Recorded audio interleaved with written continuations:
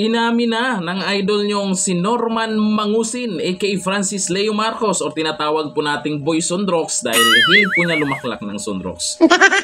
Eto na, inamin na po niya kung bakit araw-araw siyang nagla-live. Lalo na yung wala na yung ano niya, inaasahan niyang boss dati na yung nagmamay-ari ng mga pinagyayabang niyang sasakyan, pinagyayabang niyang mga ari-arian.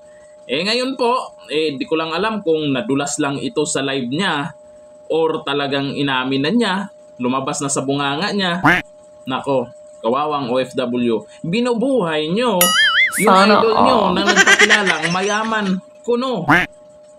Ito yung video. Paano ako maghihirap? Di ba? Paano ako maghihirap niyan? Tingnan mo. Nandito lang ako nagkwento. Yung mga FFCI, nagpadala ng $246.15. Paano ako? Nagets nyo? Di ba? Proud kayo sa idol nyo. Hindi naghihirap dahil daw sa padala ng FFCI. Sa mga padala ng FFCI, sa mga pa-super chat. Ngayon, pinagyayabang nyo na mayaman yan. Scammer na si Francis Leo Marcos. Meron bang trilyonaryo na kayong mga OFW ang ginagatasan niya? Di ba parang parang baliktad yata Di ba? Trilyonaryo nang gagatas sa mga OFW? Nako talaga.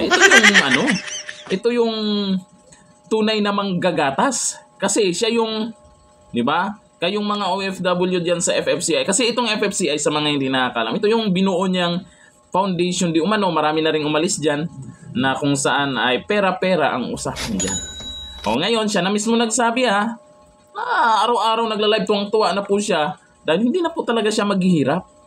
Hindi siya maghihirap diyan yung yung pinagyayabang niya noon na hihinto siya sa pag-YouTube, magugutom siya. Kasi yung dati niyang amo na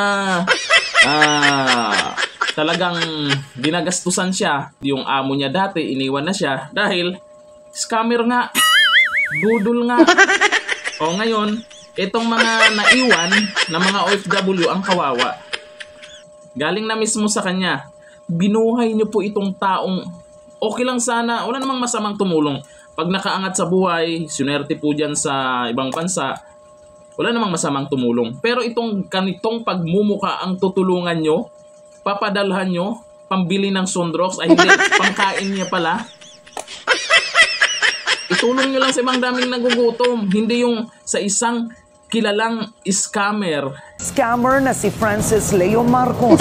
Pinagkatiwala nyo, bandang huli, iyak-iyak naman kayo. Kita nyong tawang-tawa siya sa mga parang nasa isip siguro niya. Marami pa ring mga ugok na mga OFW na nauuto. Marami pa ring OFW talaga na hindi marunong mag-isip na mga nauuto ko. Yun yung mga nasa isip niya. Sige, tuloy nyo lang yan.